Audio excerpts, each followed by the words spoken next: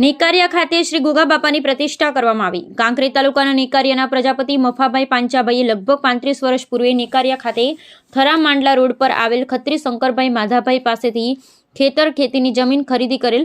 તે સ્થળે વારે તહેવારે નાગ દેવતાના દર્શન આપતા હતા। ત્યારે ભૂદેવોની સલાહ લઈ 10 વર્ષ પૂર્વે ભુવાજી નાનજીભાઈ પ્રજાપતિ ઊંડની ઉપસ્થિતિમાં નાની દેરી બનાવી શ્રી ગોગા મહારાજની સ્થાપના કરવામાં આવી હતી।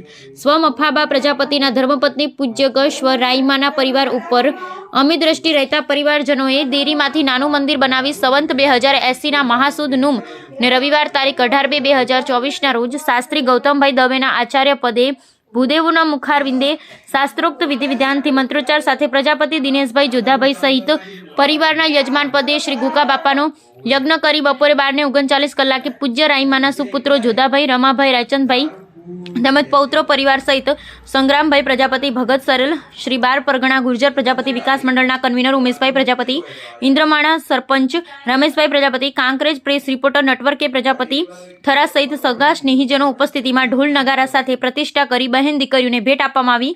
આરતી ઉતારી ભોજન પ્રસાદ લઈ સૌ છૂટા પડ્યા હતા। Bureau report Natwar Prajapati, Kankrej.